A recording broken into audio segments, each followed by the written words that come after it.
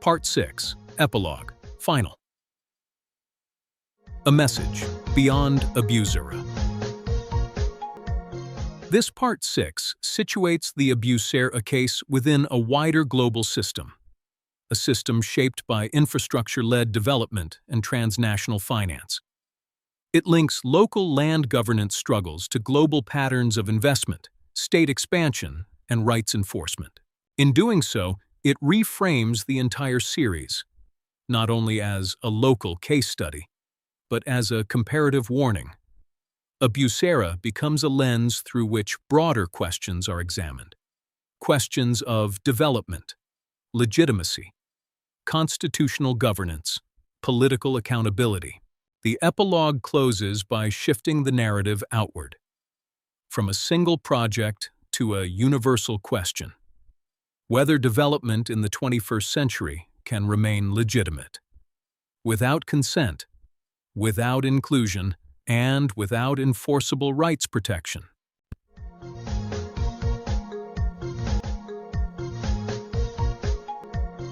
Abusera is not unique. What is unfolding here is part of a wider global reality, a reality where infrastructure, finance, and state power intersect, and where communities are too often expected to disappear in the name of progress. What makes Abusera important is not its size. It is its moment in history, a moment where development choices are becoming constitutional questions, and where silence has consequences that extend far beyond one project.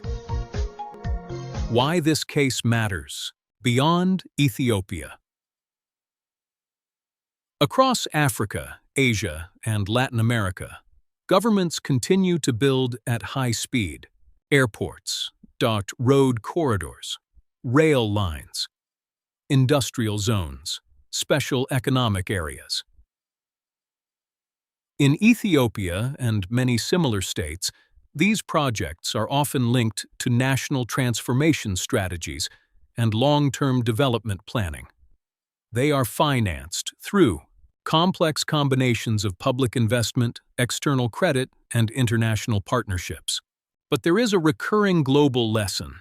When land governance moves faster than consent systems, disputes do not disappear. They accumulate. They return later as legal conflict, political tension, and social instability.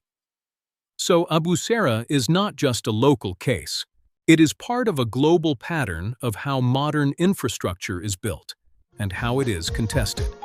The myth of neutral finance. Finance is often described as technical, neutral, apolitical. But in practice, capital is never neutral. It selects what is possible. It accelerates what is funded, and it shapes what is ignored. Across modern development systems, including global infrastructure financing, environmental, social, and governance standards are supposed to reduce harm.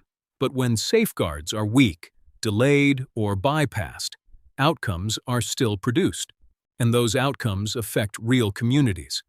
So neutrality becomes a narrative, not a reality. The cost of silence.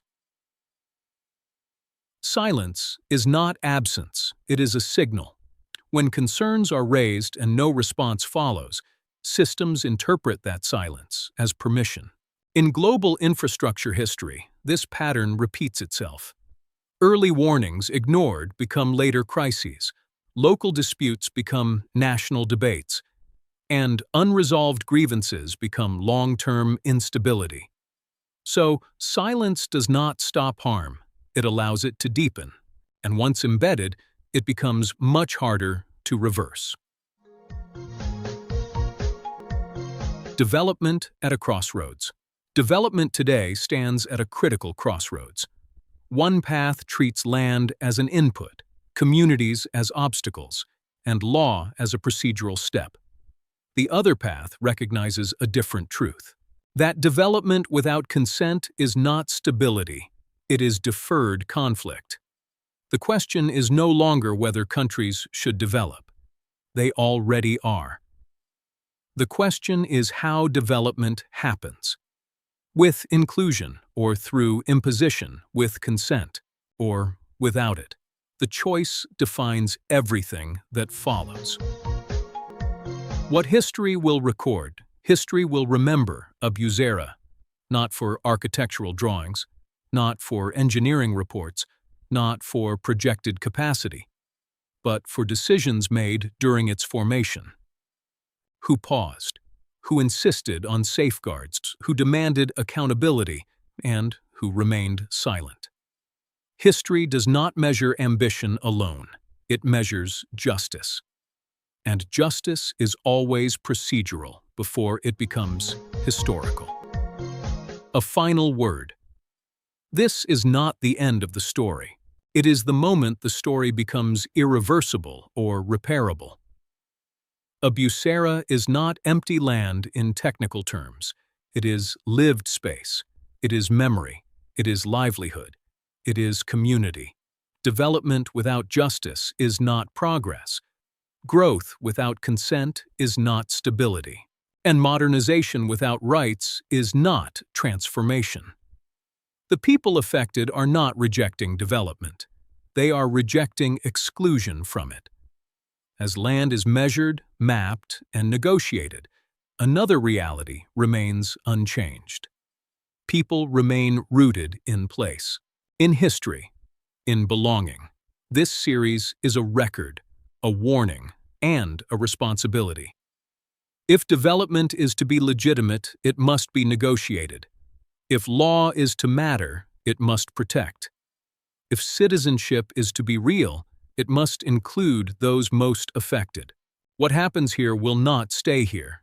It will travel. It will be referenced. It will be remembered. Because the world is watching, and the land remembers. This is Voice of Dirree Shaggar, Sagali, Dirree Shaggar, Voice of the Oromo Nation.